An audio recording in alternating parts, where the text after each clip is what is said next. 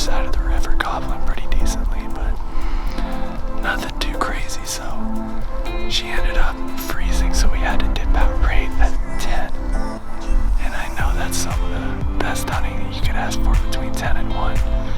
So I drove back, we got home, took a nap, got some breakfast, then took a nap. And I'm out now, so I'm on a new chunk of property that we haven't walked yet. I wanted to come back here, check it out. On my way back in, I look back and I see OPP, Ontario Provincial Police, and they stopped right by my car, and then they turned the lights on and turned around as I'm on the field edge. So I was like, okay, well, I'm gonna go back and see what this is all about.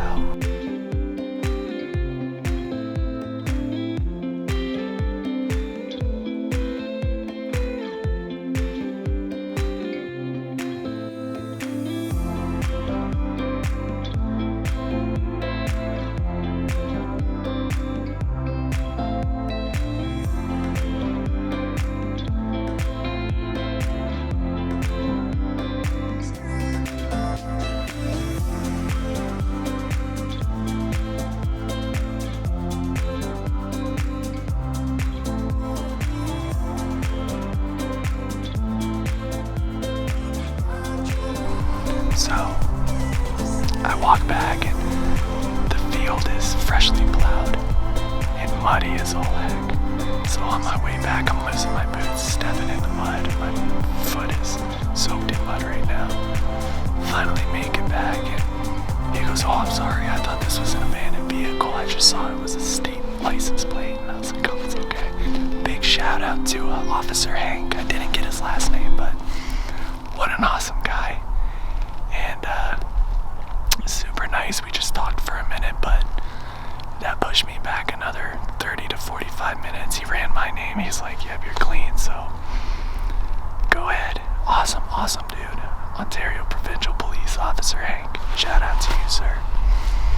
But we're set up again. This is my first time here, so we're on this pipeline. When we first got permission, we glass birds into this field right here, coming down the tree line to roost. There's a little bush line in between the two fields. This is an old cornfield that it's been dissed, but the plowed field on the other side, they were on the hedgerow walking down to roost right in here, and I see why. So I came in here. There's a pipeline, really old pipeline, a lot of brush inside, but perfect in here for roosting, man. I mean, this is just turkey central in here, so I gave a couple crow calls. Haven't heard a gobble yet, but I'm fairly confident in this setup. First time hunting this parcel, and we've only glassed it a handful of times. It's brand new, so I'm confident. It's really close quarters where I'm sitting, so might not get the best footage, but should have a pretty decent time. So I gotta run back to when we were out. I asked Mackenzie multiple times if she wanted to leave because she was shaking, and she's like, "No, it's okay, he's okay." Finally, right at 10 o'clock, the tenant's dog was running around in the field, so I was like, well, there goes that. So I told her, I was like, "Okay, you don't have to suffer anymore," but she was a trooper. So out by myself now. Let's get to calling and see if something starts talking. It's 4:29 and I just heard the first gobble finally, so they're just to the northeast of me here, probably still 250 yards, so I'll give him a couple yelps and see if he answers back. I presume moving from the hardwoods onto the field before they get ready to tuck in for the night. We can only hunt till 7 here, so hopefully we get something to happen within the next 2.5 hours.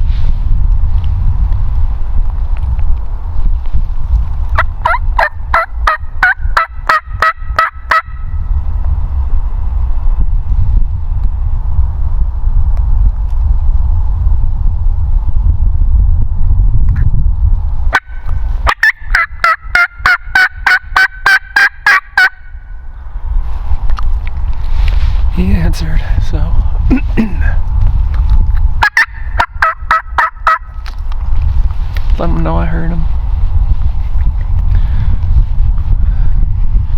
It definitely sounds like a jay gobble, but he's far off, so see if we can work him, call him in, and you never know. Old Tom could sound like a brand new baby boy, so let's see what happens. Let's get ready.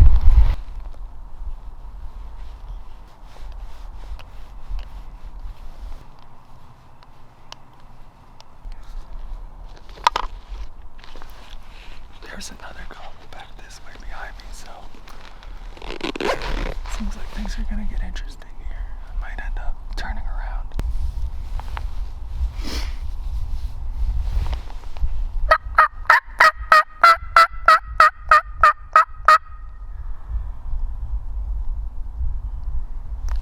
Yeah, it's behind me. A little closer than that other one was.